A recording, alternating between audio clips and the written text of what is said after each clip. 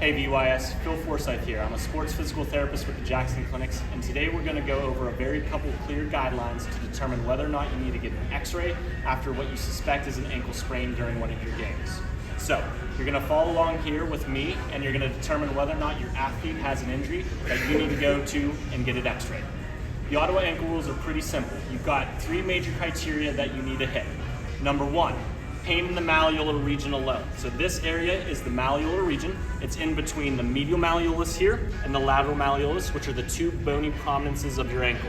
If a patient is reporting pain here and they also meet the other parts of the criteria, that's when you're going to send them off for an x-ray. One portion of the criteria is there bony tenderness on the medial malleolus. So you're going to work your way down that bony spot.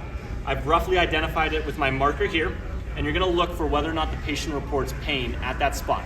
Now, it's important to note that after ankle sprains, they might have tenderness here. What you're looking for is also the other portions of the criteria to confirm whether or not you need to get an x-ray. So, do they have any tenderness here? Fantastic.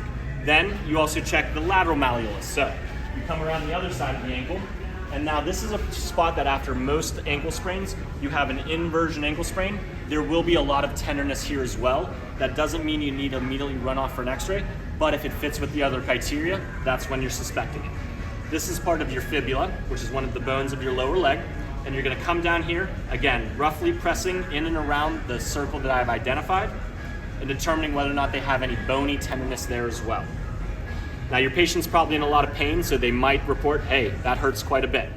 The last part of the criteria is if you have both of those present, plus the malleolar pain, can they walk 4 steps on their foot without any sort of weird compensation?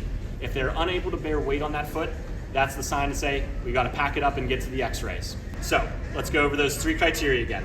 Pain in the malleolar region, bony tenderness on either the medial or lateral malleolus, and an inability to bear weight through 4 steps right after the injury.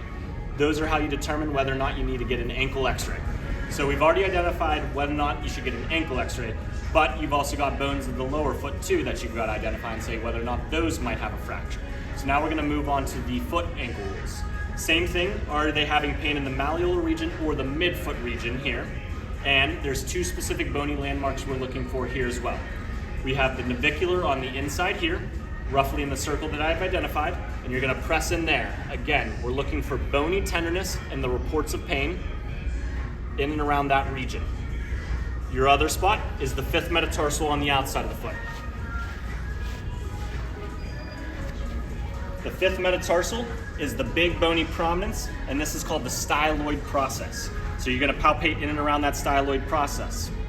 This is one of the most common fracture sites in the foot, and it's a very good cause for concern to get an x-ray for it.